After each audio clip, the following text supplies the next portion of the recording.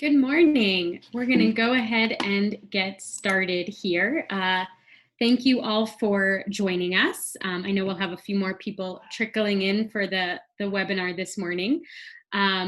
You're watching Managing Cash Flow and Finances in Uncertain Times. I'm Meredith Badler. I'm the Program Director at CBCA, Colorado Business Committee for the Arts. And today's webinar is done in partnership with Plant Moran, which is a longtime CBCA member and supporter, and we have two of their staff members walking us through today's presentation.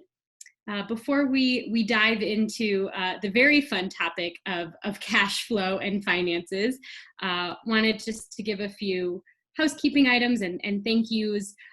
This is a topic that we'd actually been brainstorming with our partners at Plant Moran for a few weeks now, once the coronavirus pandemic really took hold, and we saw lots of arts organizations, creative businesses have to really pivot and close their doors and shift their programming, excuse me, and in many cases are really facing some challenging cash flow and financial scenarios now and in the near future.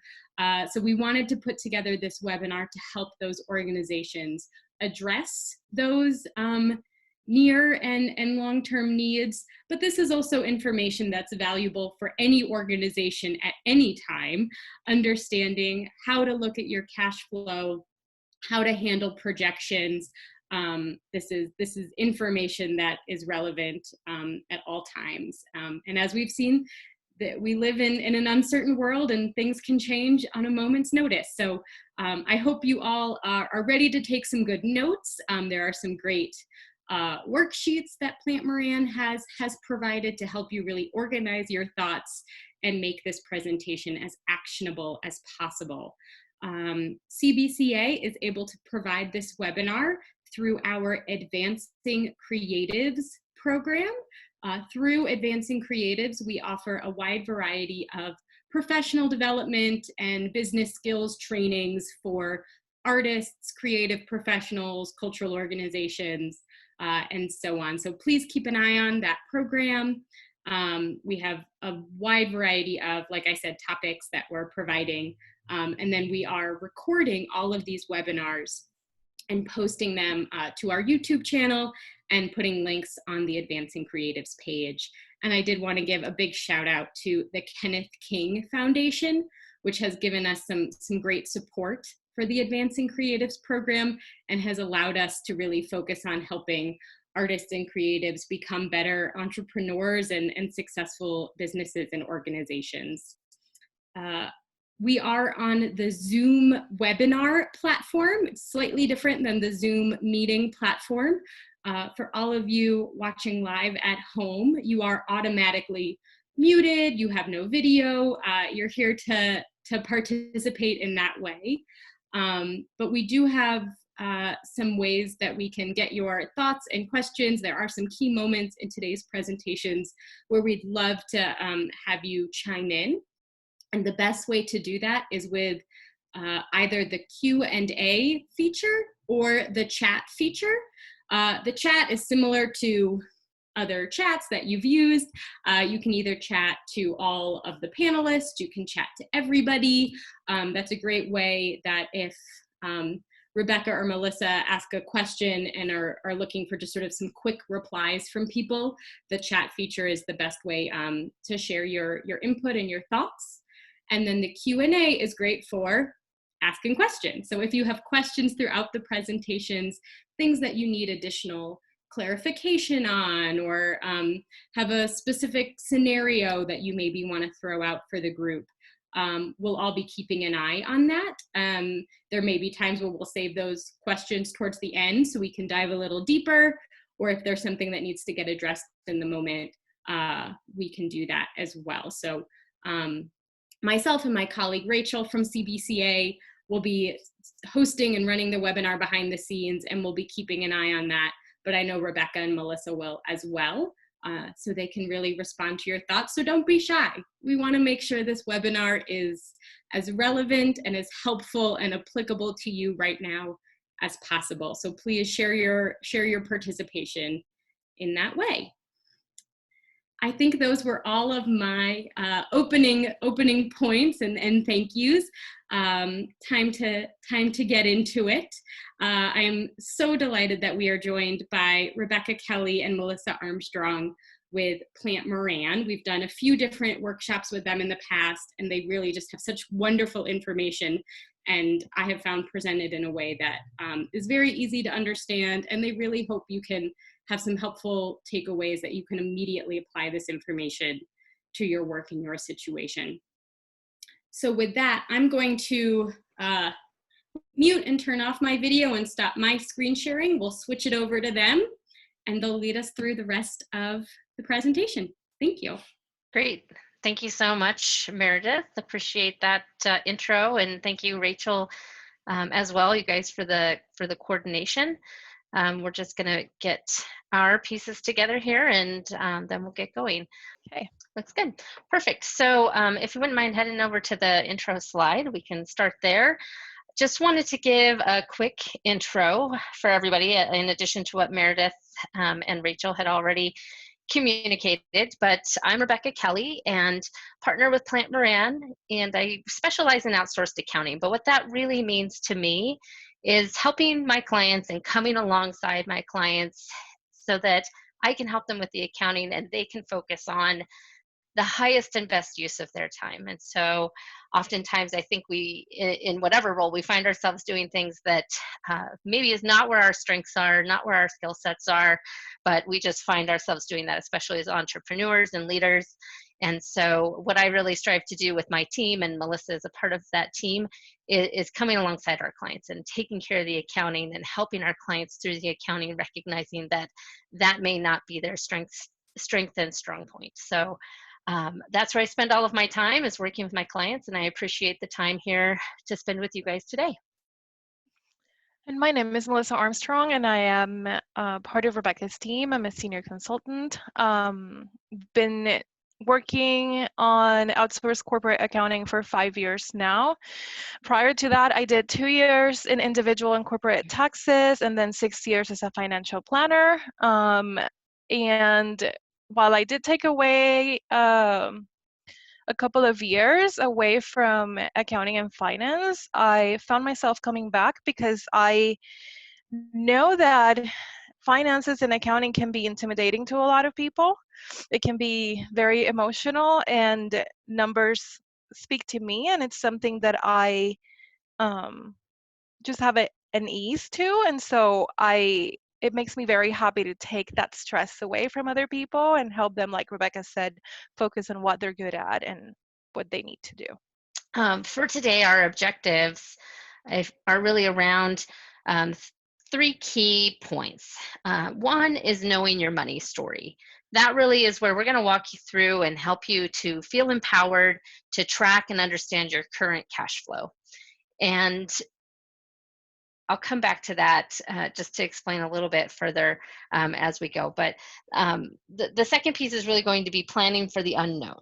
Well, we're already in the unknown, so we're reacting, we're responding, but trying to take a moment right now to stop and think and plan for what other unknowns may be coming as a result of our current times and the COVID-19 pandemic and how that's affecting you. So we're going to have a little bit of an opportunity to brainstorm some ways you can be proactive versus reactive. And if you are already in reaction mode, way down in reaction mode, hopefully we can share some ideas, and would love to get some ideas from you if you can start to think through some of those things around how have you responded, how have you reacted, that's been positive or maybe not as positive as you had hoped.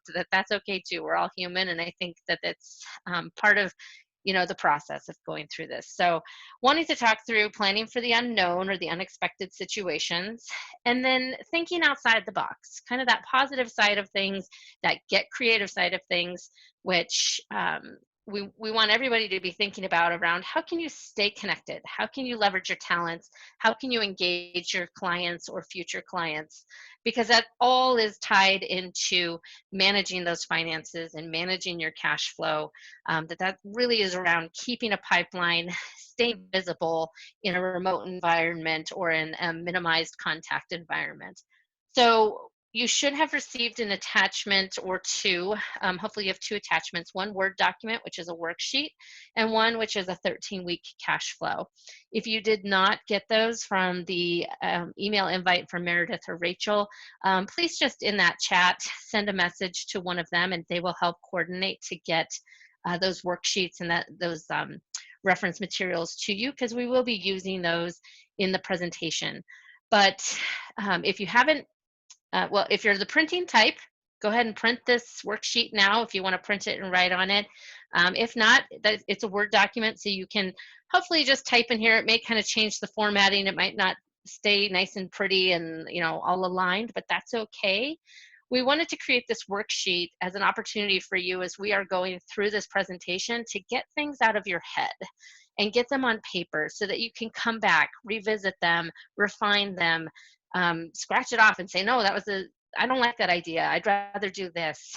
Just something to kind of get us out of our heads. I feel like for myself, I'm at home and there's so many things that I'm trying to separate, whether it's separating my family and my kids, and trying to spend quality time with them versus spending time with my team, versus spending time with myself. And so I find that I have about 5 notebooks sitting around me right now where I'm writing different things down to get it out of my head and kind of categorize or organize my thoughts. And so there's a lot of information here. We don't have infinite amount of time, but we will walk you through and kind of make like a reference to, hey, this is an opportunity for you to fill something out on your worksheet. We'll give you a couple minutes throughout the presentation where we'll just stop talking and allow you to just brain dump, jot some things down so that you can come back after this presentation, revisit this, and maybe use it to focus your thoughts, focus your energies as the takeaway as we walk away from this meeting. So Melissa has that worksheet pulled up. That's what it looks like. And as we go through the different sections of the presentation, it really aligns with the different objectives of knowing your money story, planning for the unknown, and thinking outside the box. Okay, know your money story. As I was going through this, I try to think, we are individuals and we're talking business, but we're still people. So how can I make this more personal? And I thought, well, let's talk about our money story. Everybody has a different story, even businesses. And we may think that we know that story sometimes because we've gone through the exercise of putting together a budget, but sometimes we haven't gone through the exercise, or we can be off, we can miss things during our planning, or we can be experiencing a crisis like this where it's throwing a wrench into our plans and we need to rethink and go back and look.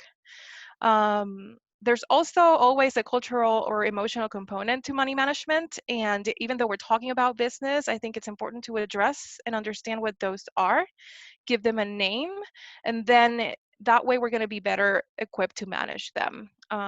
As we go through each of the exercises in here, we would like you to take a moment to write down any emotions you might be feeling. And it could be rough at first, but I think in the end, it'll make things easier. Okay, so the first step is to start with the outflows. Just how much money do you think you spend? There might be different type of expenses, and it's important that you look at all of them and understand them for what they are. Some expenses might be fixed, and those are the things that we cannot change and won't change from month to month, and that would be rent, loan payments, insurance policies, just things that have a set amount, and maybe they can change from year to year, but in the short term, they will remain constant. Then we have semi-variable expenses, and these are the things that might be impacted by sales or by other factors. So, for example, sometimes if we're as part of our rent, there is a utility component where we have to pay extra based on the volume of sales for our rent, or the more energy we use, the higher our electricity bill is. Depending on the number of sales, we might have to pay commissions for our employees or a sales team.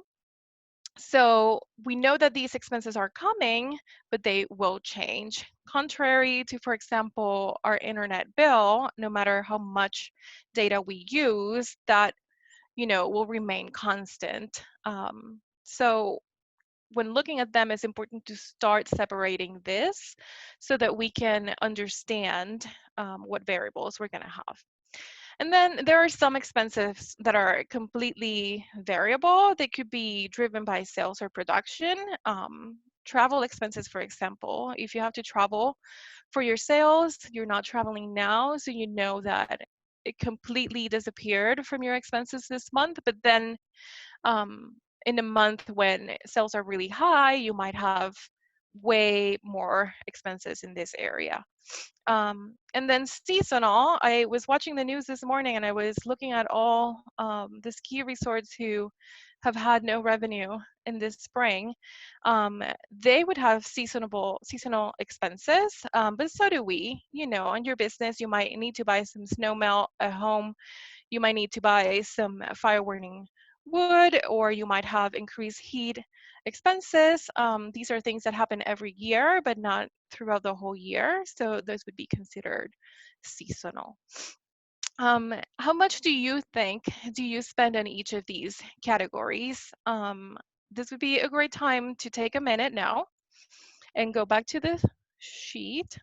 In this side, the outflow side on the left, just write down 5 or as many as you can remember of expenses, and try to just like name them, um, put in the frequency. Are these monthly, weekly? Are they yearly? Are they seasonal? Do you think of them as fixed, variable, semi-variable? And then the amount that you think you incur on these expenses based on the frequency. So rent, if you feel like it's $1,500 a month, this is what you remember. Just write that down. Don't worry about the actual right now. And I'm going to give you 1 minute starting now.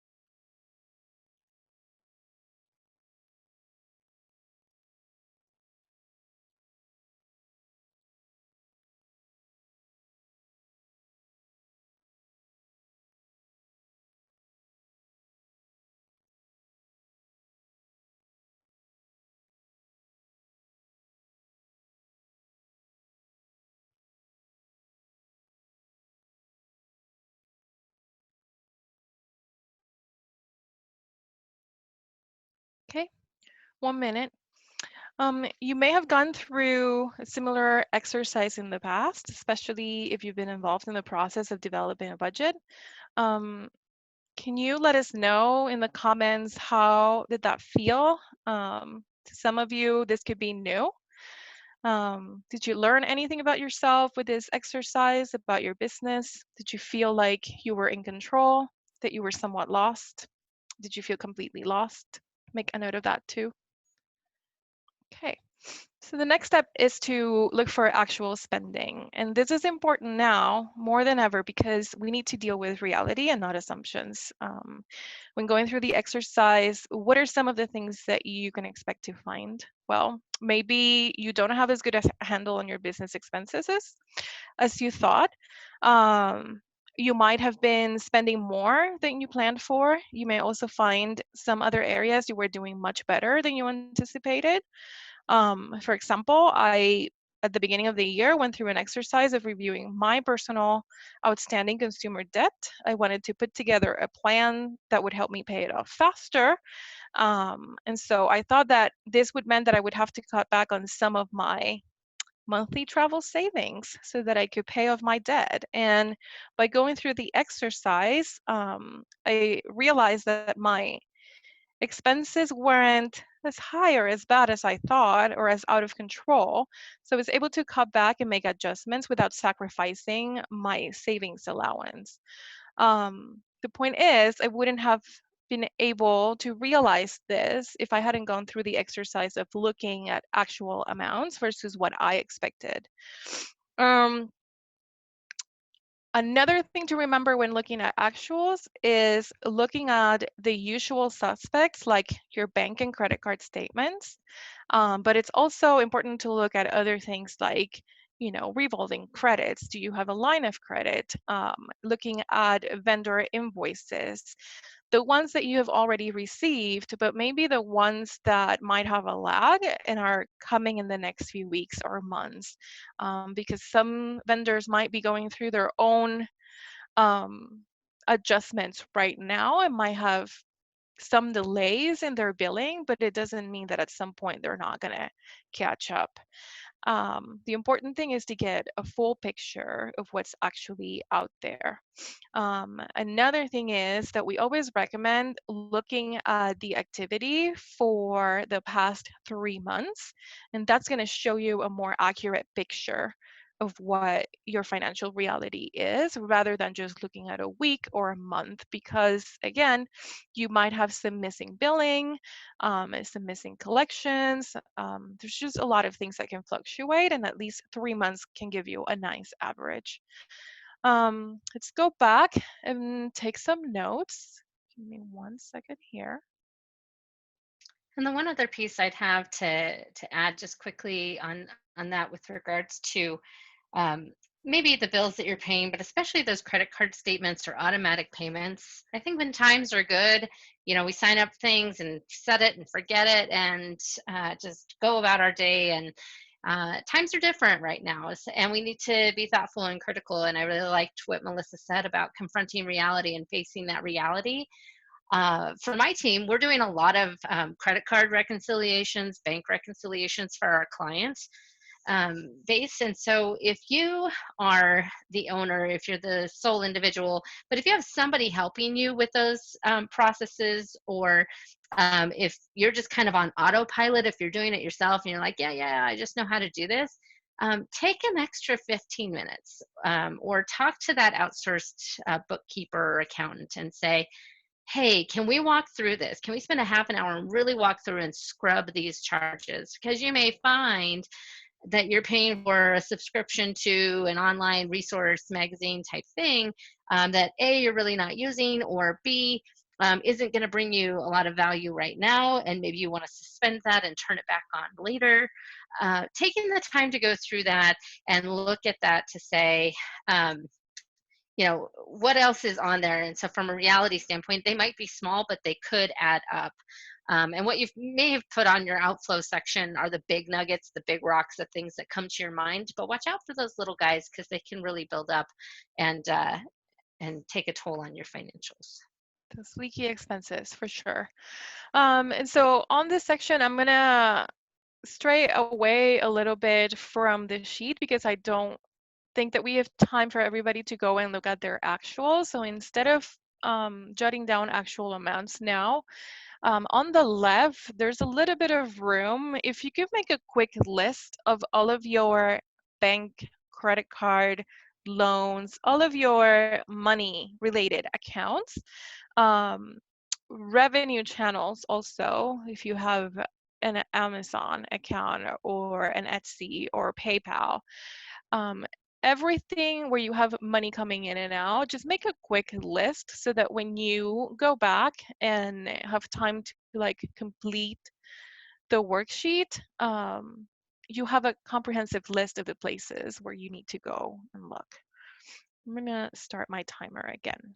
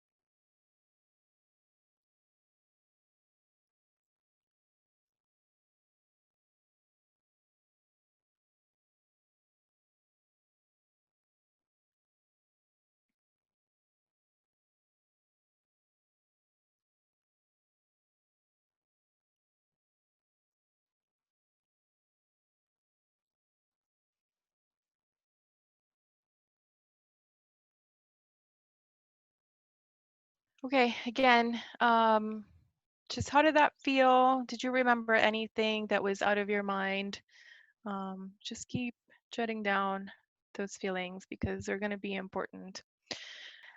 So there are always some must-haves and some nice-to-haves. One of the things, aside from the team, that I miss the most about working from the office is my nice, ergonomic, motorized standing desk.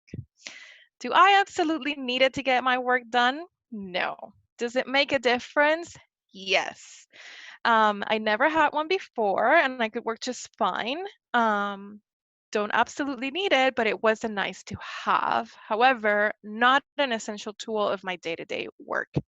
Having a desk, on the other hand, it is, and I am fortunate enough that I already had a setup, tiny as it may be, at home. Um, but just understanding the difference that a standing desk is a nice to have, but an actual desk is essential, is important with all expenses. So when looking at the expenses on the worksheet, and we will go there in a minute, just identify any expenses that can be eliminated or scaled back. Do you have any unused subscriptions?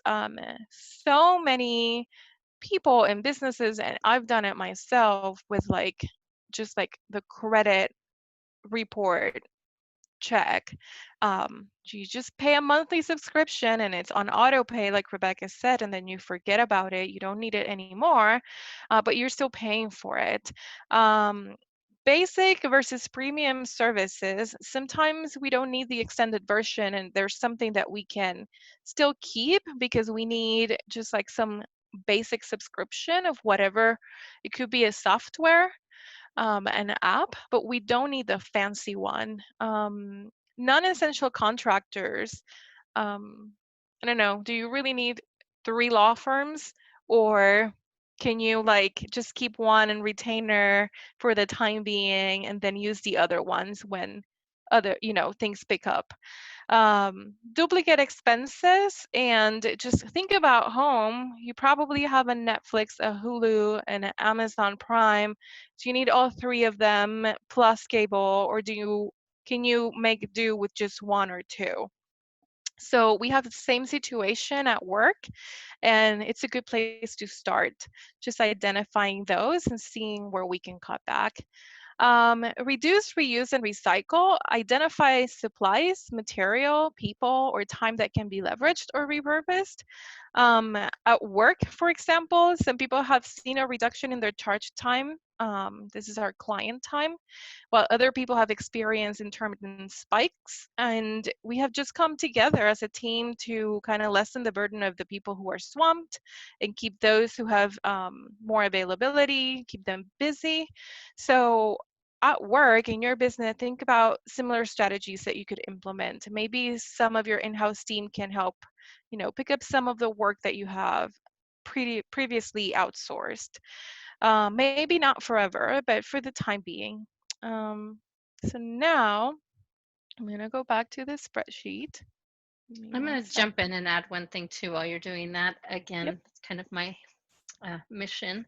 So there isn't a column for this, but as I was thinking about this last night in preparation for this meeting, that while you're doing that rating around this is essential, or maybe you can scale it back, or maybe it's just non-essential, something to really consider, and maybe you put a little asterisk next to these lines and things like that, is where can you negotiate? That I've been having a lot of conversations with uh, different nonprofits that I've worked with where they have talked to their landlord and they have been able to get a deferral of their rent for a period of time. You know, if you don't ask, you don't know what's out there. And it may not be, some of it may be advertised and some of it may not.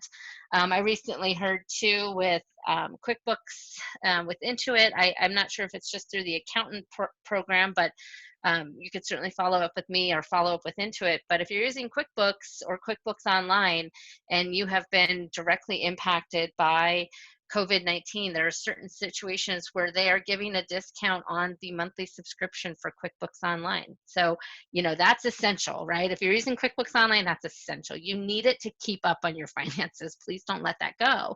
But if you qualify and if you can get a discount from Intuit, gosh, take it, negotiate it, get that discount just to save you that money. But there's a lot of things out there. I think a lot of businesses, large and small, are looking to work with current clients and work with potential new clients.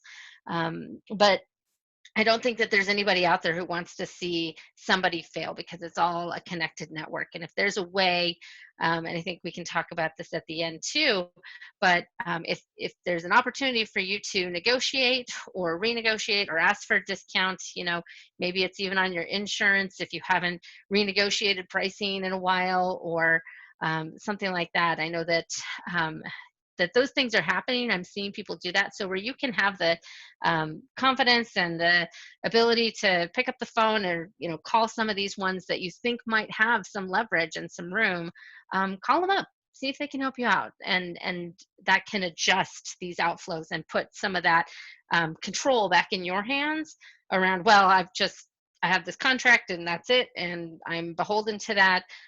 But ask yourself, is that really true? And should you call that provider and just have a frank conversation with them to say, I'd love to keep working with you, or, you know, would love to keep having this space, or whatever that might be, and seeing if you can negotiate something versus just pulling back and out completely.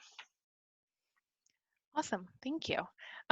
So on the worksheet, still on the outflow section, there is a column called rating, and the exercise here would be to go over those expenses that you listed at the beginning of the webinar and give them a rating. So use 1 for anything that is absolutely essential. I would think rent would fall in there. Number 2, for expenses that you think that you could scale back on. Again, think premium subscription versus a basic. And then non-essential, any expenses that you could do without. No, this is horrible. But at some point I remember in a previous job where like, well, we definitely need coffee every day, but maybe we don't need 5 different varieties of snacks. So things like this, just think about them and assign a rating. And I will give you 1 minute.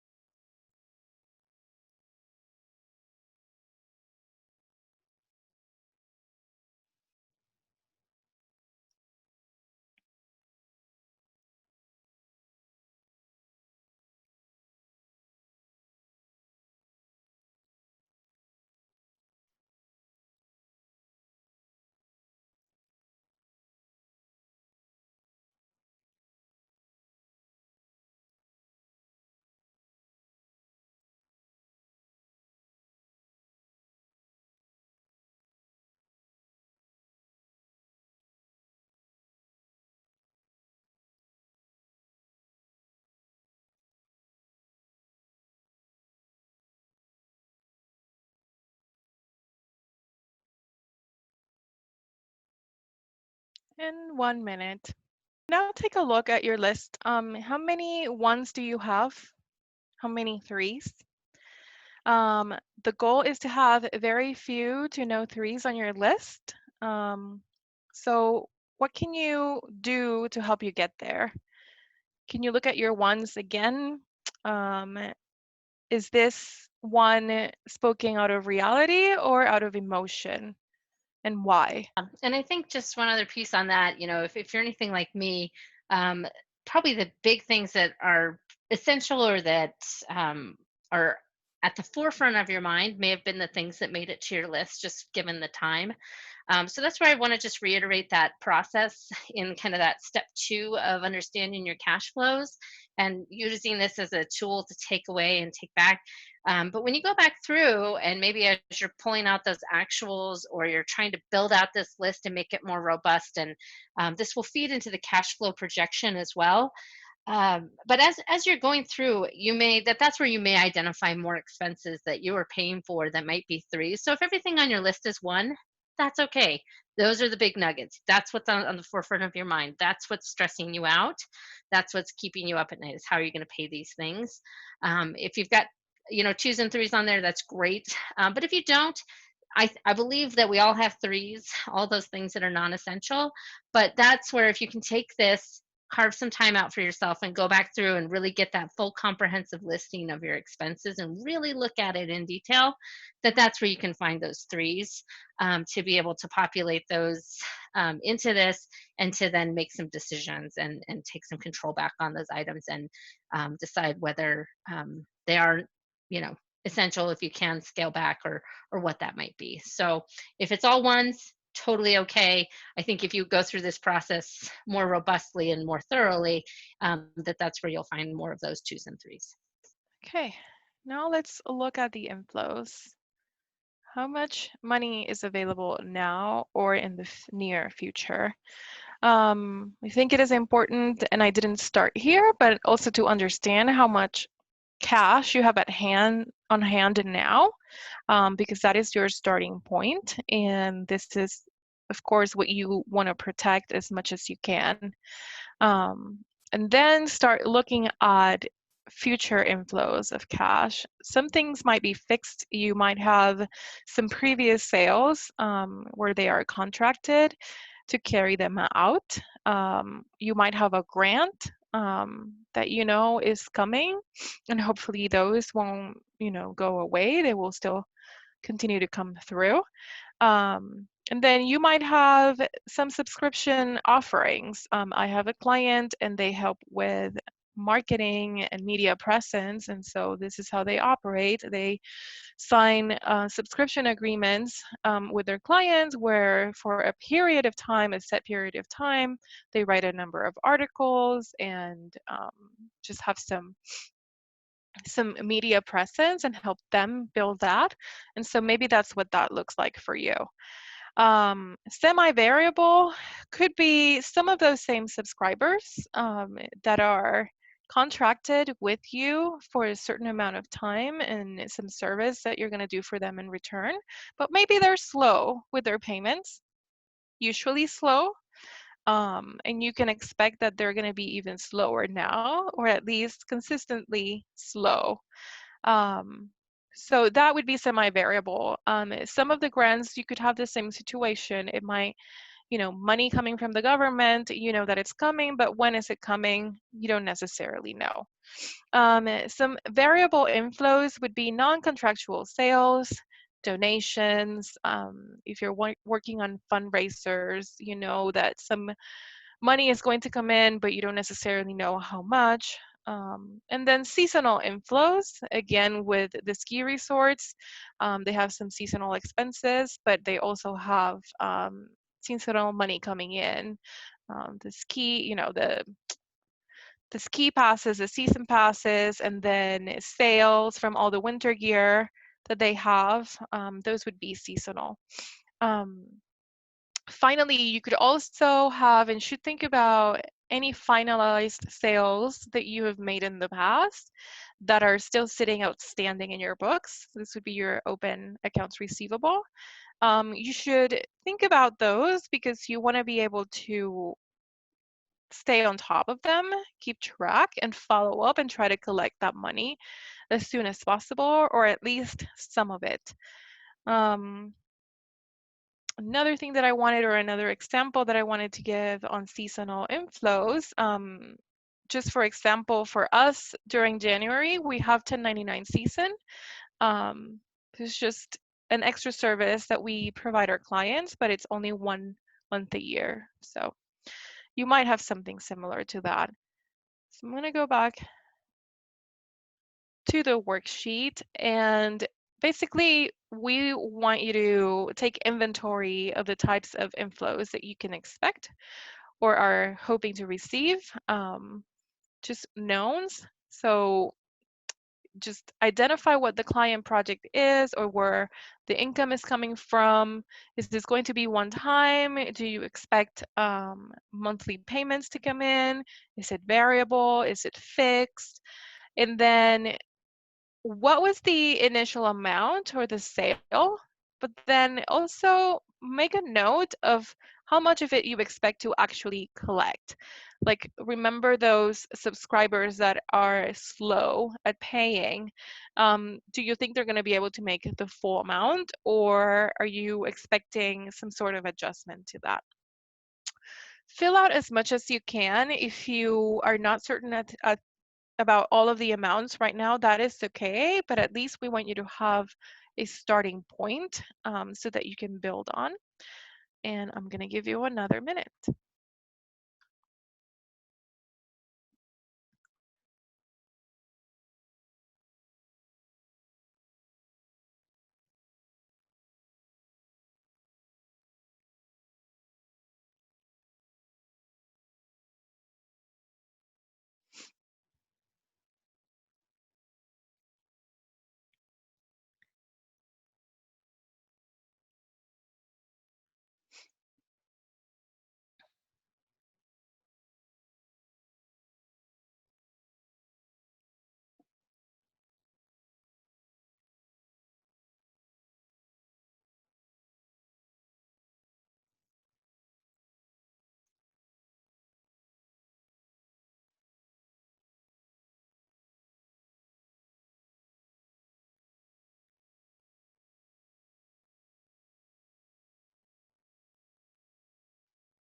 Okay, that's your minute. Okay, so now the really important thing is comparing the two to understand where adjustments can be made. And I think the difference in working on your cash flow versus putting together a budget, if you have gone through that exercise, is that the budget remains mostly static for the year or for an extended period, whereas your cash flow is going to be much more dynamic. You are definitely allowed to go back and make adjustments and changes as needed because it's going to be your day-to-day tool to manage the situation. So when you look at your total expenses and the cash that you know is coming in or are expecting to have come in, is enough cash coming in? If the answer is yes, I would still recommend going back and revisiting the list of expenses to make sure that you are being as efficient as you can with the expenses that you have. And if there's any additional opportunities to reduce those expenses right now, this would be a good time to start and not wait when there's not enough cash. Another exercise again, just review the must-haves versus the nice-to-haves because these can change all the time. I would have said before COVID, for example, that having Netflix was a nice-to-have, but now it's a must-have for sure because imagine spending time at home and not having anything to watch on TV. That would be madness. So depending on the situation and the point in time, these definitions might change, but it's important to keep them in mind so that you can keep revisiting and adjusting as necessary. And then ask yourself, this is a powerful question that a finance coach asked me once. Are these expenses helping you reach your goal? Because this is definitely going to help you take out the emotional component of this. It is a nice to have, and it makes you feel good or better, and it helps you emotionally brave the situation. But really, is it helping you get closer to your business goal, to your bottom line? And if the answer is no, maybe you need to revisit one of the options that we discussed before. And then I also invite you to think outside the box. There's tools out there, government provided financial aid. The tip Rebecca mentioned with QuickBooks and the possibility of getting a reduction with your rent. Building strategic partnerships with other entrepreneurs that are looking to reduce those expenses. Do you know a fellow artist who would welcome sharing the studio with you, or another business who would like to share the office space? Maybe you have the space and can rent it out to somebody, or even swap the space for some of their services to help your business. Um, or you could, just share rent with somebody else, just to help cut back on those expenses while you both get back on your feet.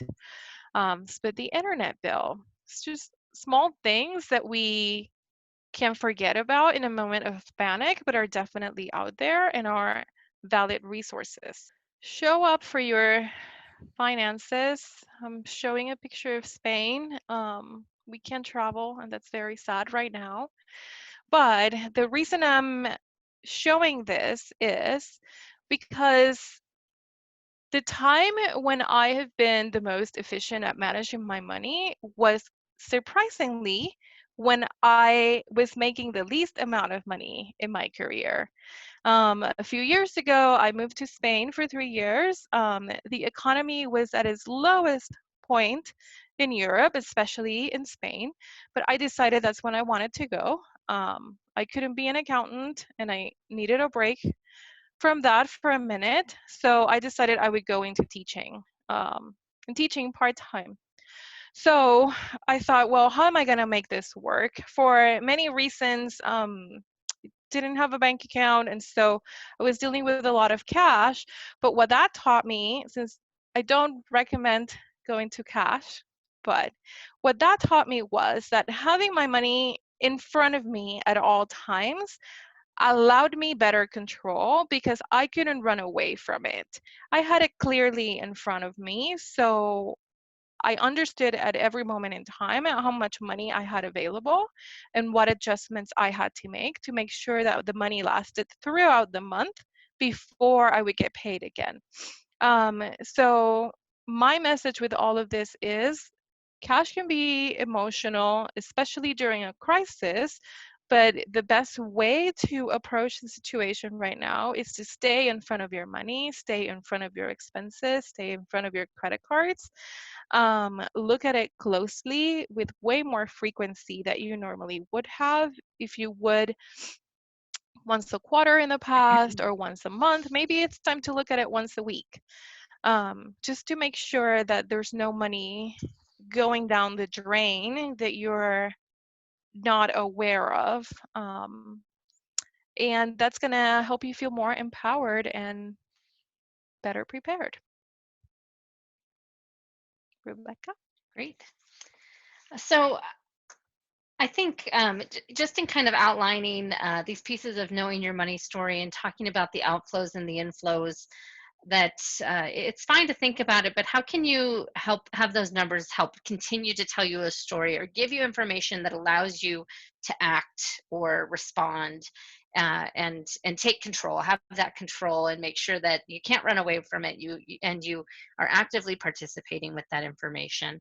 So one of the things that should have been sent out as well with that worksheet is an Excel document, which is a 13-week cash flow.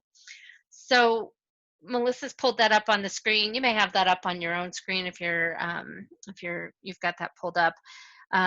There's some generic pieces to this, and this is where you can take some of that information and drop it in and hopefully expand if you need to add more depth. I've even had clients where maybe if they didn't want it weekly, if they just wanted it monthly, you could always play with this and change it. But so much is changing, and the frequency of things that are being paid or when things might stop being paid if you're going to cut back on expenses could literally be a daily or weekly change, which is why we like the weekly cash flow. But this is where you can take that information from your worksheet and come back and drop in some of those income sources. Do you have any income that is committed that you can drop in here, and when you think you might get it, or you're actively following up and somebody has committed, I'm going to pay you on the week of May 11th. And you can just put that source. It could be your customer name. It could be a project, whatever makes sense for you. To drop that in here just to see, so that you can, one, have that included as a sort of a little bit of breathing room, like, oh yes, I do have this money coming in, or I am, maybe I'm not doing as many projects, but I am still doing projects, and here's when that income can come in. But also it allows you to follow up. If you do have a slow payer and they are supposed to pay you this week or next week, and they don't, you're able to monitor that and say, hey, this money didn't come in. I'm going to call them and find out when it will come in, and then I'm going to update this cash flow to reflect that. And so it allows you to actively participate with that information and monitor your current assumptions, and then coming back and looking at your actual reality. Down in the lower section are your disbursements. You can see I've just listed expense. I wasn't going to purport to know what all your disbursements were, and didn't want to make any assumptions, knowing that not everybody may have payroll. It might just be you. Maybe you do have payroll, so you might want to have that in there, and recognizing that everybody's story is different. But here's where you can put in those expenses. If it is a monthly subscription, let's say, or a monthly payment like rent or something, you'd only see that here in week 1 and week 4 and kind of rolling forward, depending on when those monthly payments are, that you'd want to drop those in. If you have something that is recurring weekly, you could put that in, but at least that allows you to kind of track, when is this cash coming out of my bank? It's coming out during the month sometime, but when? And how does that then change the communication or the conversation that you have around making some of those payments, or anything along those lines. So this just does a simple calculation of your change in cash position for this week. So for this particular week, with some of the numbers I dropped in, there's a positive cash position. So that means that if all goes according to plan, you'll have an extra $18,000 in the bank. This yellow input field is for your beginning cash balance at whatever point in time you start this weekly cash flow. And then this ending balance calculates that projection of, here's your ending cash balance. So if you were to fill this out for 13 weeks, you'll be able to look forward to those 13 weeks and see a total of, if this income comes in, and maybe it moves a week or two, but if this income comes in and these expenses go out in the next 13 weeks, the next couple months, here's what that looks like. Here's where I'm going to be. And maybe if you have some cash reserves, you're in a good place. And if you're not, maybe there's some other levers you need to pull. I would even challenge in the income sources up above that it doesn't have to just be customers. Do you have a line of credit you can draw on? Did you get a Paycheck Protection Program loan? Maybe you did. Drop that in. That is a source of income. And so looking at those different pieces and thinking about are there other sources that you don't want to draw on maybe, but could you draw on, and keeping an eye on that. One thing that this doesn't necessarily take into account, and I would encourage you to think about the way that it makes the best sense for you, especially if you are a heavy credit card user in your business, it's just that credit card balance that while you might list these expenses on that left-hand side, does that include everything that's on that credit card statement?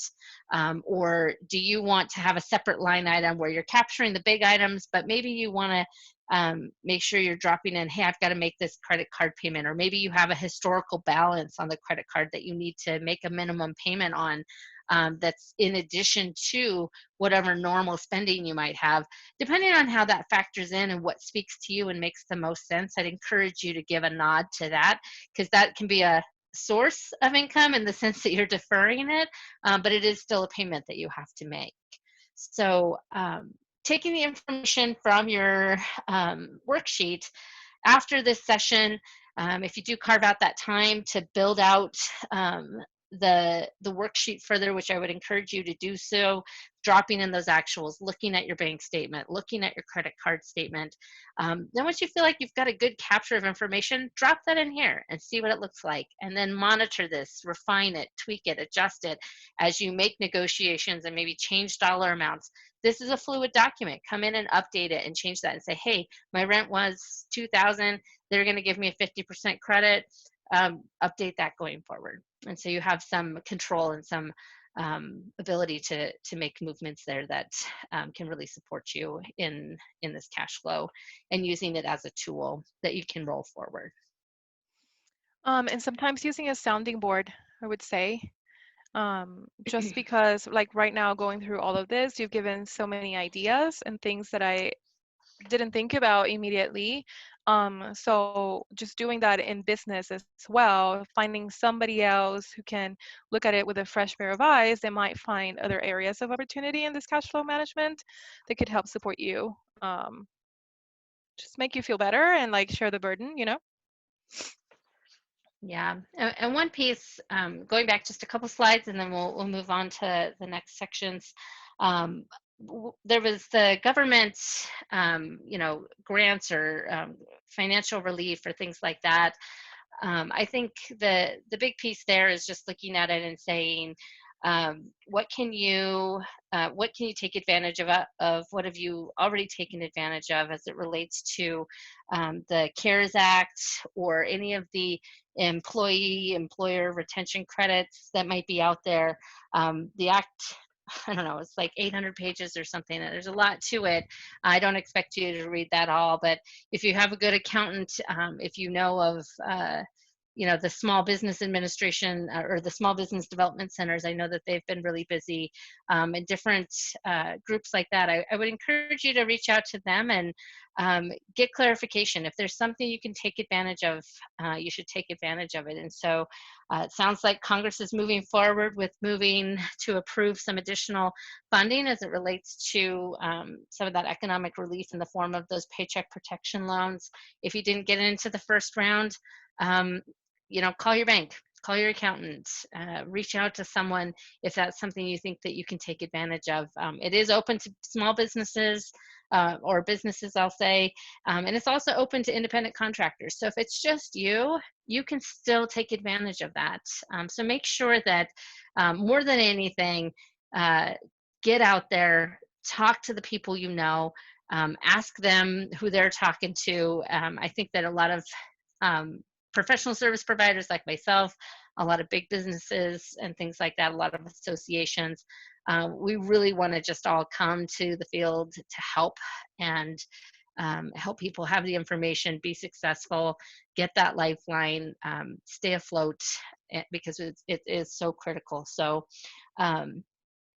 my biggest PSA there too, and just knowing your cash flows or knowing your money story, and is to talk about it with people and get help and ask for guidance, because who knows what's out there unless you ask. Okay, do we want to talk about Mint and QuickBooks?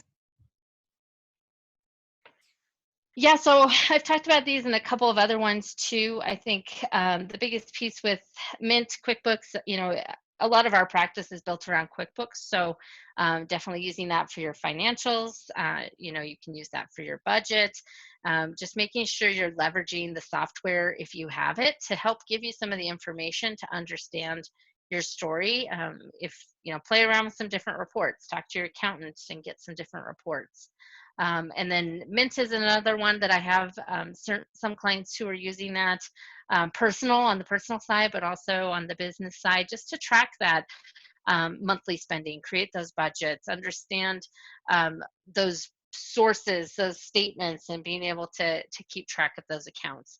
So those are just some other tools. If you are already using them, that's great. If you're not, maybe look into it. I know some clients who come our way, they've just been keeping track of their finances through their bank statements or through an Excel spreadsheet. We see that a lot. If that's you, that's okay. Sign up for QuickBooks Online as a way to just start to get personal with those expenses and touch them in a different way and have them create some reporting and some tools that you can use to help track and monitor those changes of those expenses month over month. Okay. Planning for the unknown. So there's going to be always things that we can't exactly predict, like everything that is going on right now. But the important thing is that we acknowledge that these things can happen and that we sort of try to play or plan for them. Sometimes one of the things that prevent us from planning for these crises or unknowns is fear. It's one of the biggest emotions that we have to deal with, and it's no different in business because usually, the things that we are the most passionate about are the biggest money drivers for us, and it's usually the things that we engage in business on. So the next exercise, we're just going to take a look at our fears surrounding money in a crisis. What has shaken you in your business in the past? We all have those at some point in our lives, in our business lives. So what has shaken you in the past and how did you manage it? What was the outcome? Were you able to come out of it successfully? I would say yes, if you're here today. It may not have felt like that at the time, but how did it feel? I want to give an example. So last year, we went on a team building road trip to Bear Creek. We chose paddleboarding as our team building activity. And a lot of people were scared because they hadn't done this before. And guess what the biggest fear was? What if I fall in the water? We finally went and we got on our boards and everybody was shaky until somebody fell. And then we all jumped in.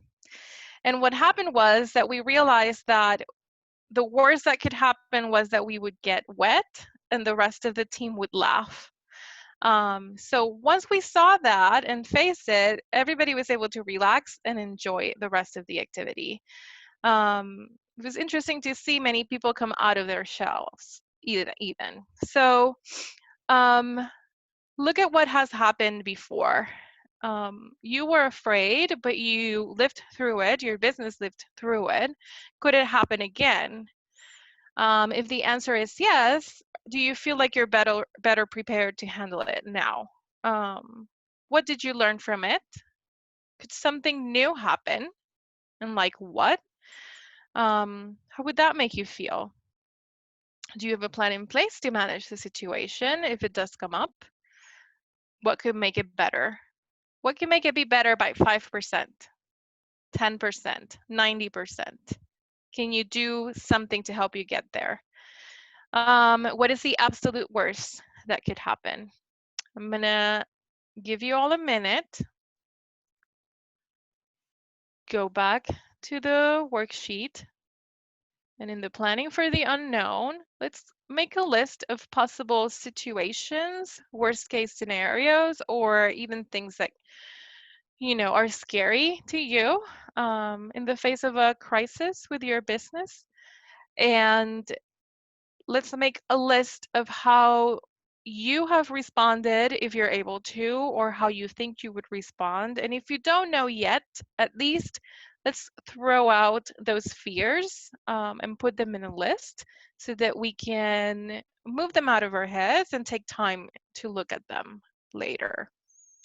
I'm gonna Yeah, start and I think Yep. just quickly to just add on to that, just one little piece that again, the idea is to get things out of your head and just kind of put it out there to be so that you can say, okay, what's the reality? Is it really as big of a deal as I feel like it is, or is there a different way I can manage through it? And so for those situations, after we've gone through this, I've got a couple of other examples, but either think about something that's happened in the past, or if you're wrapped up in your head and you're thinking about what could be, get those out on paper too, because I think that that's helpful. If you're imagining something that could be, that's taking up valuable space in your head, that's distracting you from other things. So please write that down. You don't have to share necessarily, but as you're filling that out, and I'll also comment on some things that are in the chat. But please put something in the chat too around, if you have a go-to, like, this is how I try to respond in all situations first and foremost. Maybe you have like one key thing that just is a cornerstone for you, and when something goes awry, what do you do? What's the first thing you do? And feel free to share those in the comments so that we can all benefit from your experience, and for the people who will watch this webinar later, they can get some ideas to jog their thoughts as well. So go ahead, Melissa. Okay, starting now.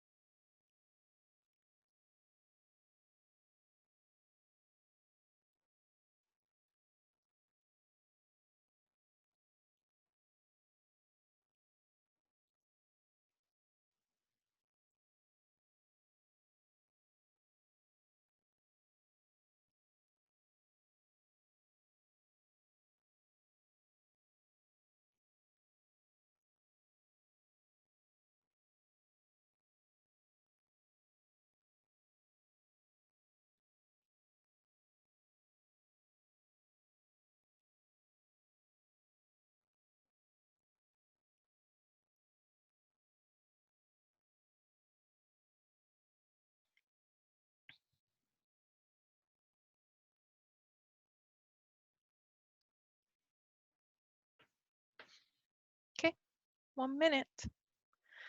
Great. So some of the things that are out there in the chat, and thank you, Meredith, for commenting. And if anybody wants to throw anything out there while we're talking, please do. I'll feel free. I'll definitely read through those. But some of those things that might be unknown and that you can't necessarily always see coming, but that you could come up with a plan for, or that maybe stressors, could be, the loss of an anticipated grant, or loss of membership. I have a client who is a membership organization, and when people have been evaluating their expenses, that's something that they've cut, and they've been members for years, and that really wasn't anticipated.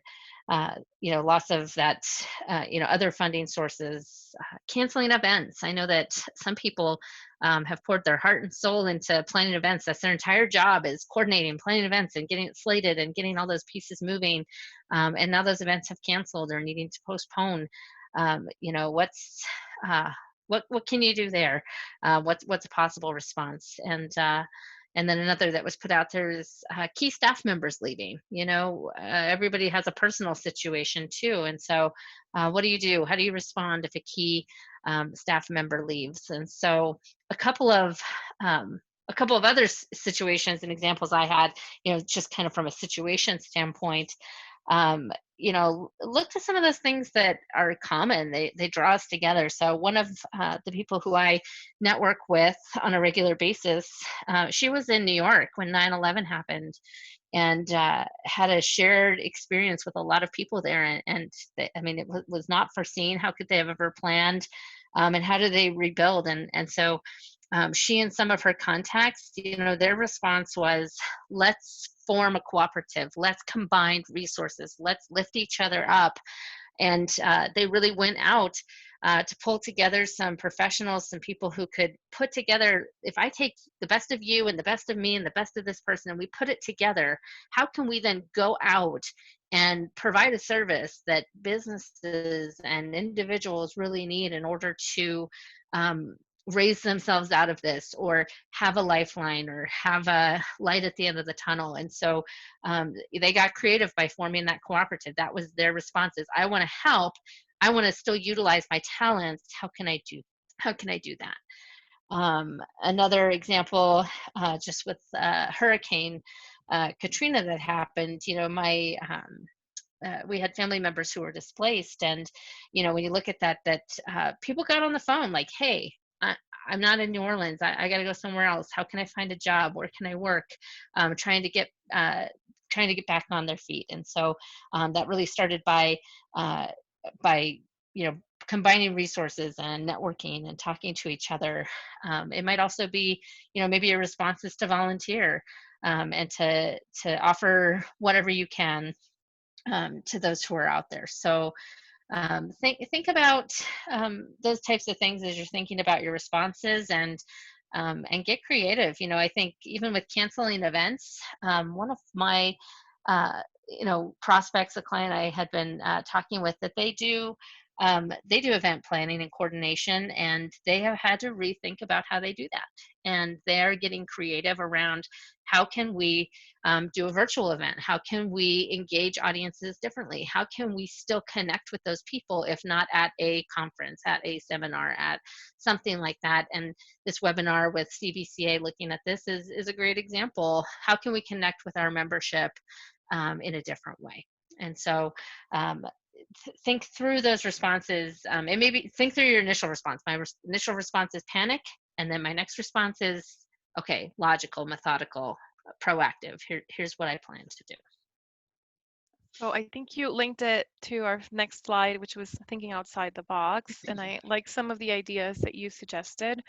This thinking outside the box looks different for everybody, but we did put together a list of ideas and things that came to us, and wanted to share that with you so that you could have a starting point, and hopefully this will spark some ideas of your own. But you are good at something. This is why you're in business, whether it is as a creative or whether you're a nonprofit. There's something that you're good at, and you can share that knowledge with the world. So maybe it's through articles or workshops, or just teaching somebody. Online teaching is super popular, more than ever right now, because everyone's at home and they have allegedly more free time. So this would be an opportunity to put yourself out there. There's things that you know how to do, and there is a million other people who want to learn from you. Work on different size projects. If you're usually going big and doing big productions, and maybe your target market can't afford that right now, but maybe they can afford a condensed version of that, something smaller. Work on revamping your portfolio so that you have it available in the future when it's time to start building back your pipeline. Um, Leverage your talent. So I talked about my time in Spain before. At the time, it wasn't realistic to think that I would find a job in finance or accounting, but they had a dire need for English lessons. And guess what? I could speak English. So that's what I did. I taught other people the skill that I had. Go to social media and stay present. You want to stay in people's minds now more than ever, because maybe they can afford to work with you right now, but at some point everybody will. These things are like cycles, and today is the COVID, but we've had different crises in the past, and what we can see and learn from those crises is that eventually we come out of them. And so you want to stay present in people's minds. I have a friend, she works on personal finance. She went to visit her boyfriend in Portugal right before they closed the borders to Europe, and she was, quote unquote, trapped there. So she moved her entire business online, and she has shifted. Instead of trying to sell her courses, she's just putting information out there, helping individuals understand all of the stimulus and incentives that are out there for individuals right now in light of COVID. And so every day in my news feed and social media, I get videos from her breaking down these benefits. So think about ways where you can give out your knowledge in a way that it's helpful and it's valuable. It's important to add value to your audience, but also to keep you present in their minds so that when they can afford to, they know to reach out to you.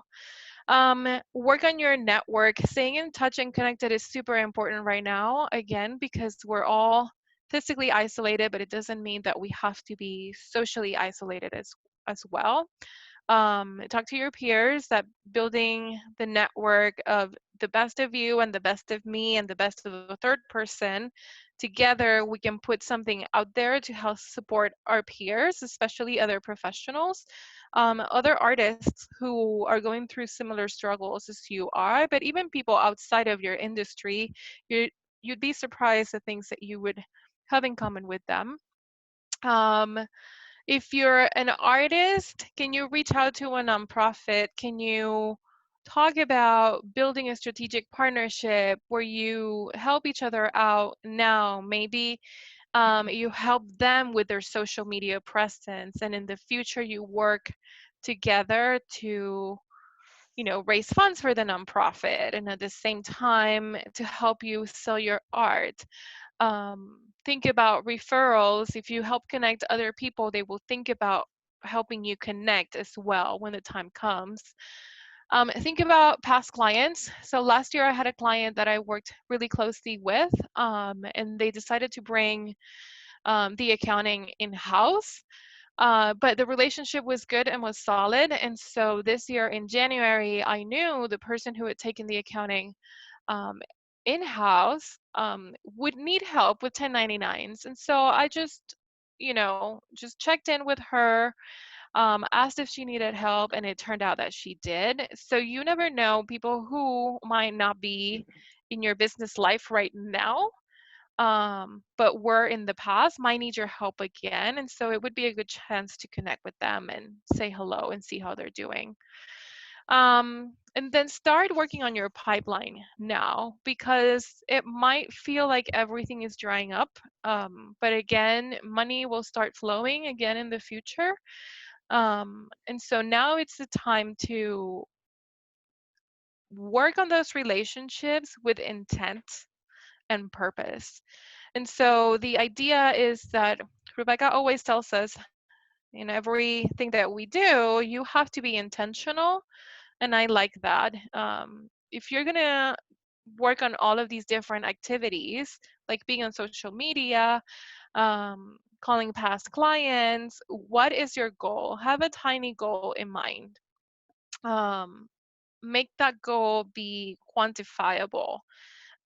Maybe it won't translate into dollar amounts right now, but maybe it'll translate into increasing your followers in social media, the number of hits you have on your website, the number of people who watch your videos, and give yourself a deadline. Um, and that will help you like stay busy with a purpose. So I hadn't planned on this, but I'm going to give an extra minute for you to work on ideas that could help you work towards building that pipeline for the future. And do you want If to I say can just something? Yep. interject, yeah. Yep. So another way to use this part of the worksheet too, because you're probably doing some of these things already. And if they're working for you, great, but maybe that's another part of this evaluation. But maybe highlight the things you're already doing, circle the things that maybe you think you'd like to do that you hadn't thought of before. And for the things you highlight, that maybe that's that additional reflection to go back and think about what I'm doing this, but I'm not really getting anything out of it, or I don't feel like I am. Maybe if I use my time differently somewhere else, that would be better. So we'll definitely give you that minute. And then I have some other things that I've seen that I thought have been interesting, which I'll share. And if you have any thoughts that you're open to sharing with the group, please drop those in the chat, and I'll be happy to comment on those for the benefit of everybody who is in attendance. Okay. 1 quick minute starts now.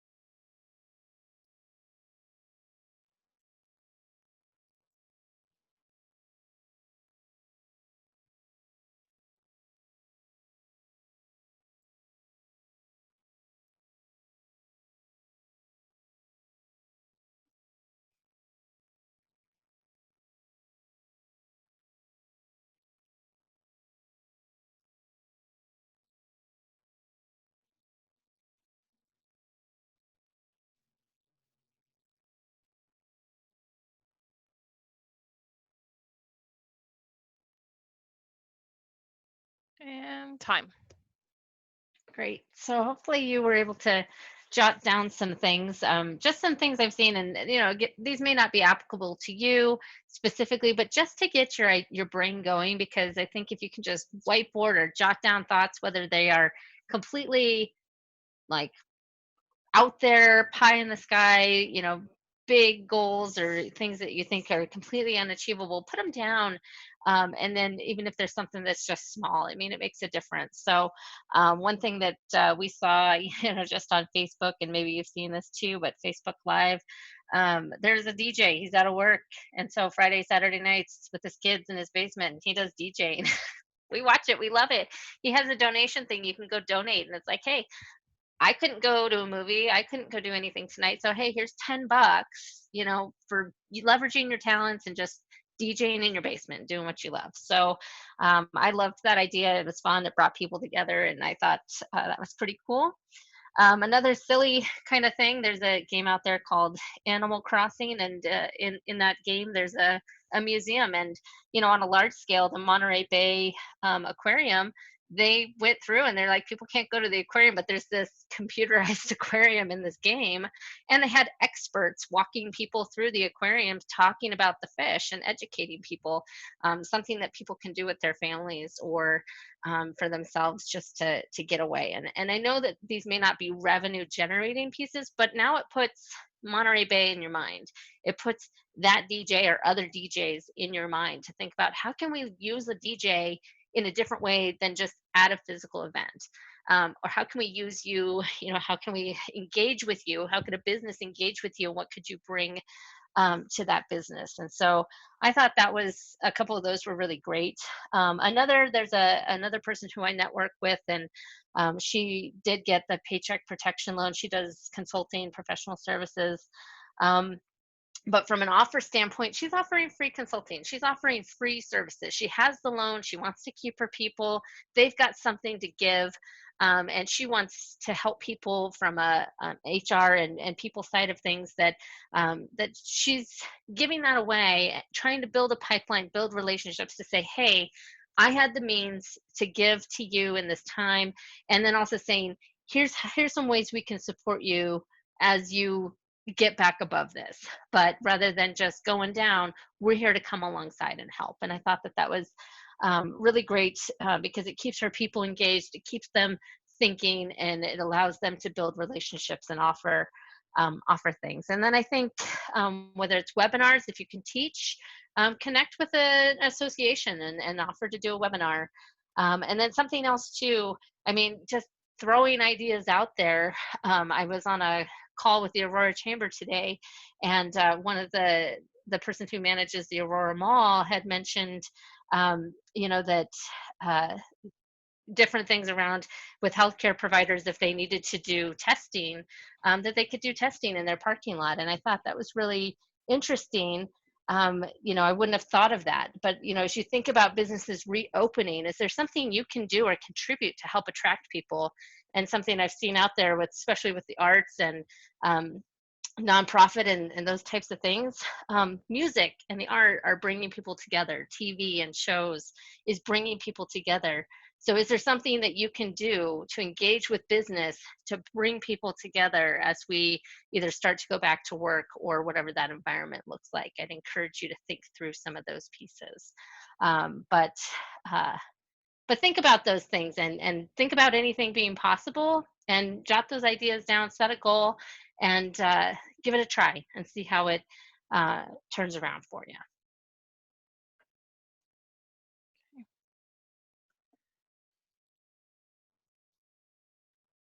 So I think we just about have time for questions. A couple minutes for questions. If anybody wants to drop that in the question and answer section of the presentation of the Zoom meeting webinar. If none, thank you for your time and for joining us for this and participating. Hopefully you have a worksheet in process and something that you can take back and look at. Looks like we may have one question here. So how often should we be updating the cash flow document? What happens after 13 weeks? And so that's a great question. I think what I would do is definitely take a first pass at filling that out. And then on a weekly basis, I would be reevaluating that. And what you might even do is, I think easy enough, just select that last column and drag it out. It's formula driven, so you can drag those columns out. You can go past 13 weeks, and then you could even kind of drop off or condense the data, kind of work with that Excel document as you choose. But I think, you know, just definitely keep pushing that out, keep evaluating it, and the more time you spend with it, it'll help. I mean, it'll give you a better idea and understanding of what your reality is, what your real situation is, as opposed to leaving it to the unknown where that anxiety can bubble up. Hi, I'll hop back on. This is Meredith. Thank you so much, Rebecca and Melissa. I know everyone watching at home is on mute, so I'll applaud so you can understand how grateful we are for this presentation. I have to say I really appreciated your connection to emotion, and that this can be a really emotional thing for people to go through. And I loved the framing around thinking about your money as a story. As someone who works in the arts, and I know our participants were people in the arts, that really resonated. So I appreciated putting that lens, as well as getting into some of the good spreadsheets and numbers that made this really accessible. So thank you. With that, we'll wrap up. Thank you again to our speakers, Rebecca and Melissa with Plant Moran, wonderful accounting, tax, and consulting firm with a presence here in Colorado. Thank you to the Kenneth King Foundation, again, for supporting CBCA and our Advancing Creatives programs. We have several more coming and in the works, so please make sure you're following CBCA on social media, you're checking our website regularly to hear about upcoming events and webinars and opportunities, because we are committed to continuing to be a resource for creative professionals, arts businesses, cultural organizations, now and in the future. That's our mission at CBCA, through that intersection of arts and business. So we are here for you. We hope you have a good rest of your day. We'll be posting this recording on our YouTube page and our website within the next day or so. So please stay in touch. Thanks so much.